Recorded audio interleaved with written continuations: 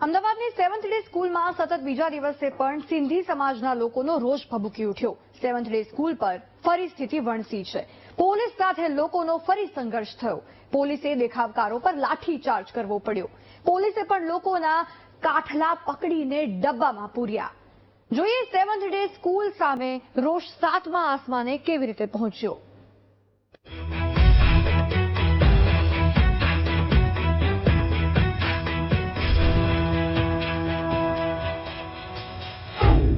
Seventh day school સામે રોષ 7મા આસમાને। દેખાવકારોનો police સાથે ઘર્ષણ। પોલીસે શેરીઓમાં જઈને કર્યો લાઠીચાર્જ। કાઠલા પકડીને લોકોને ડબ્બામાં પૂર્યા। અમદાવાદના ખોખરામાં આવેલી વિવાદિત 7th ડે સ્કૂલમાં નયન સંતાણી નામના વિદ્યાર્થીની હત્યાથી રોષ ભભૂકી ઉઠ્યો છે।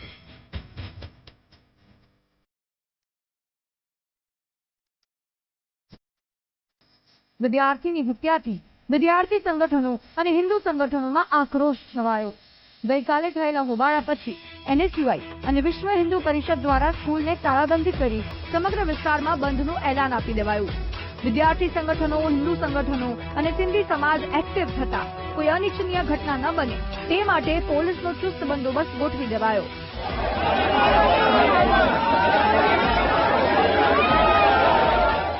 7th ડે સ્કૂલની બહાર તથા સ્કૂલથી 500 મીટર દૂર સુધી પોલીસ ગોઠવી દેવામાં આવી। એનએસયુઆઈ અને હિન્દુ સંગઠનના લોકો સ્કૂલ સામે વિરોધ કરતા પોલીસ સાથે સંઘર્ષ થયો। પોલીસે લોકોના કાઠલા પકડીને ડબ્બામાં પૂર્યા। બંધના એલાનને મિશ્ર પ્રતિસાદ મળ્યો। વિસ્તારની કેટલીક દુકાનો ચાલુ તો કેટલીક સવારથી બંધ જોવા મળી તો સિંધી માર્કેટે સંપૂર્ણપણે બંધ પાડ્યો। મણિનગર, ખોખરા, ઈસનપુર વિસ્તારની 200 જેટલી સ્કૂલો બંધમાં જોડાઈ। આખા હિન્દુ પરિષદનું છે, હિન્દુ સમાજનું છે। હિન્દુનો ગૌરવ રાખવા માટે આપણે બધાને ભેગા થવું પડશે। બટીશું તો કટીશું, એટલે બાંટવાનું નથી। આપણને બધા સમાજવાળા એક જ થઈને એક જ જગ્યાએ રહેવાનું છે, તો આ લોકોથી આપણે સામનો કરી શકીશું। નહીં તો આપણે દેશથી બહાર નીકળવું પડશે। આખા સિંધી સમાજે દરેક એરિયામાં ખોખરા, મણિનગર, સિંધી માર્કેટ, બધા સિંધી માર્કેટ, ઈસનપુર, ખોખરા, મણિનગર જ્યાં બી સિંધી સમાજના છે ને બધા માર્કેટ બંધ રાખીને શાંતિપૂર્વક વિરોધ કરવાનો છે। આપણે શું જાણીએ છીએ તે પ્રમાણે મણિનગરમાં અને સામાન્ય જનતામાં એક આક્રોશ ભભૂકી ઉઠ્યો છે અને એના પરિણામ સ્વરૂપ આજે વાલી મિત્રો અને વિદ્યાર્થીઓ દ્વારા સ્વયંભૂ બંધ પાડવાનો નિર્ણય લેવામાં આવ્યો છે અને એમાં અમદાવાદની મોટાભાગની, મણિનગરની મોટાભાગની શાળાઓ એમાં જોડાઈ છે અને શિક્ષણ કાર્યથી દૂર રહી છે।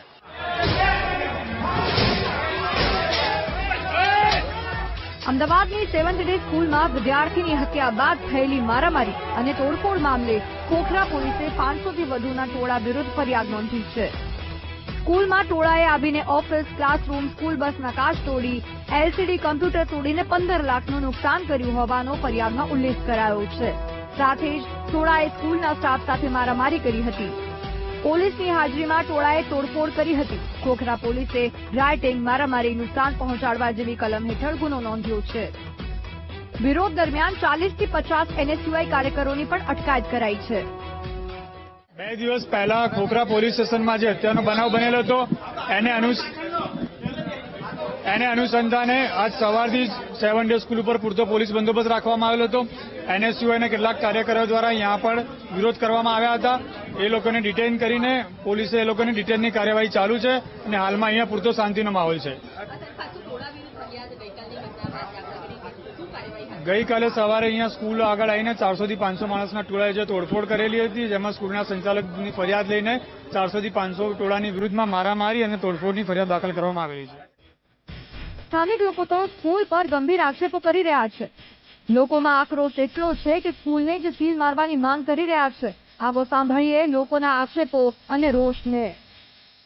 હું તો કહું છું આ સ્કૂલ જ બંધ થઈ જવી જોઈએ, કારણ કે એમની નેગ્લિજન્સી વધારે છે। 80% નેગ્લિજન્સી એમની છે કે બાળક પડ્યું રહ્યું આટલી બહુ ભયંકર યાર કહેવાય। વાળી હાઈસ્કૂલ કહેવાય, બેદરકારી વાળી। અહીંયા આયા દાડે બધું થાય છે। આયા દાડે અહીંયા બપોરના ટાઈમમાં રિસેસ પડી હોય, છૂટ્યા હોય ત્યારે પણ લોકો આમ એટલું નાકપણું થાય છે આ સ્કૂલમાં, હદ વગરનું થાય છે। અહીંયા હું આ સ્કૂલની એટલી તાનાશાહી, વારંવાર ઝઘડા અહીંયા થતા જ હોય છે। સ્કૂલ કઈ ધ્યાન આપતી નથી, બરોબર? સ્કૂલ કઈ જ એટલે કઈ ધ્યાન આપતી નથી। સ્કૂલની તાનાશાહી એટલી જ છે કે જ્યાં કઈ ધ્યાન આપે. અઠવાડિયા પહેલા બી અહીંયા ઝઘડો થયો હતો તો બી કઈ ધ્યાન આપ્યું નહીં. પ્રિન્સિપાલ છોકરાને ન્યાય મળવો જ જોઈએ, કડકમાં કડક પગલા થવા જ જોઈએ. અમારી માંગ એ છે કે સ્કૂલ પર સીઝ લાગવી જોઈએ, બસ બીજું કઈ નહીં.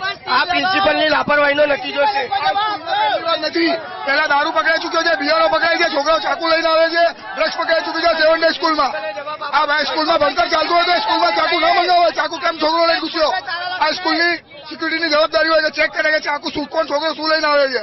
છોકરા આઠમાં ભણતો છોકરો ચાકુ લઈને આવે છે સ્કૂલમાં, સ્કૂલ વાળા કઈ એક્શન નથી લઈ શકતા. જોકે વિદ્યાર્થીની હત્યા મામલે આરોપી વિદ્યાર્થીની અટકાયત કરાઈ છે, ત્યારે હત્યા કરનાર વિદ્યાર્થીને મદદ કરનાર અન્ય એક વિદ્યાર્થીની પણ શંકાના આધારે અટકાયત કરાઈ છે. હાલ બંને વિદ્યાર્થીઓ પોલીસ કસ્ટડીમાં છે. આ મામલે પરિવારે આક્ષેપ કર્યો છે કે બાળક ઇજાગ્રસ્ત હોવા છતાં સ્કૂલે એમ્બ્યુલન્સ બોલાવી ન હતી. આ ઉપરાંત પાણીનું ટેન્કર બોલાવી સ્ટુડન્ટના લોહીના ડાઘા દૂર કરી પુરાવાનો નાશ કર્યો હોવાનો પણ આરોપ લાગ્યો છે. Bureau report, VTV news.